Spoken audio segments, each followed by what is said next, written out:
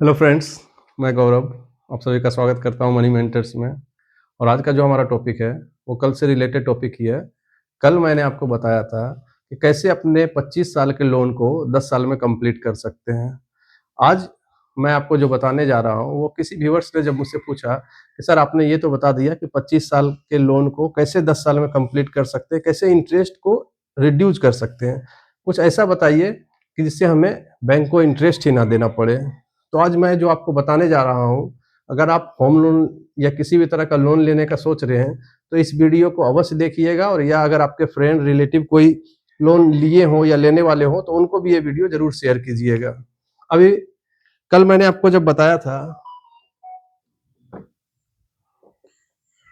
कि 40 लाख रुपया का आपने लोन लिया, 8% के हिसाब से 25 ईयर्स के लिए आपका इंटरेस्ट बनता है अप्रॉक्स 52 लाख रुपया। यानी कि आपने टोटल उनको पेड किया बैंक को 92 लाख रुपया।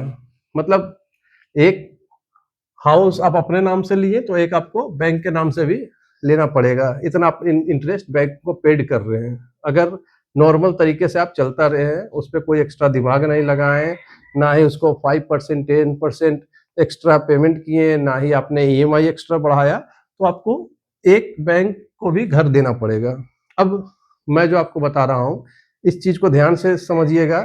इस पे ना कि आपको सिर्फ इंटरेस्ट बैंक को नहीं देना होगा, बल्कि जो आपने 40 लाख रुपया बैंक से लिया है, आपको बैंक को ये भी नहीं देना होगा। अब आप अगर सोच रहे हैं कि ये कैसे पॉसिबल है, तो ये चीज मैं आपको बता रहा हूँ, इसको ध्यान से देखिएगा और समझिएगा। मैंने आपको बताया था 40 लाख रुपया आपने लिया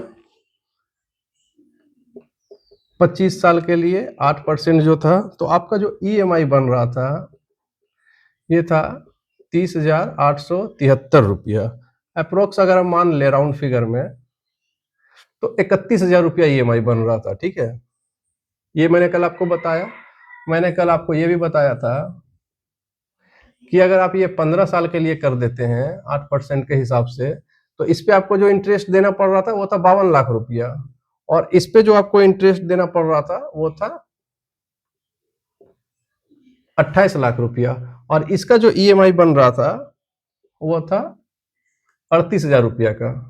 तो यहाँ पे तो आपने 52 लाख से इंटरेस्ट घटा के 28 लाख कर लिया था, लेकिन इंटरेस्ट तो अभी भी आपको 28 लाख रुपया देना पड़ रहा है। और आज का मेरा टॉपिक क्या है कि ना मैं बैंक को ये 40 लाख रुपया दूंगा और ना ही मैं ये इंटरेस्ट दूंगा उनसे पैसे लेने के बाद। तो ये कैसे पॉसिबल है, इसे देखिएगा। आप जो 31,000 रुपया पेड कर रहे थे, आपको पेड 38,000 ही करना है। तो आप बोलिएगा जब ईएमआई मेरा 31 का बन रहा है तो हम पेड 38 क्यों करेंगे? तो ईएमआई 31 का ही पेड करना है, और 7,000 रुपया जो आपको एक्स्ट्रा बच रहा है इसका आपको करना है एसआईपी। अब ये एसआईपी किस में करना है? चूंकि मैं 25 साल के लिए बोल रहा हूं आपको एसआईपी करने, तो आप इसको जो है सो स्मॉल कैप में कर सकते हैं। अब ये स्मॉल कैप क्या होता है मैं आपको नेक्स्ट वीडियो में बताऊंगा। तो 7,000 रुपया अपने 25 साल के लिए किया, और एवरेज अगर आप इसका बैक हिस्ट्री देखेंगे तो 12% का रिटर्न आसानी से एसआईपी में मिल रहा है। तो 12% अगर हम इंटरेस्ट ले लेते हैं, तो आप सोच कर देखिए कि आपको कितना इंटरेस्ट मिल सकता है। सबसे पहले मैं आपको ये बता देता हूं कि आप इसमें इन्वेस्ट कितना करेंगे। तो 25 साल में अगर आप 7,000 रुपया करके जमा कर रहे हैं, तो 21 लाख रुपया आपका इन्वेस्ट हो जाएगा।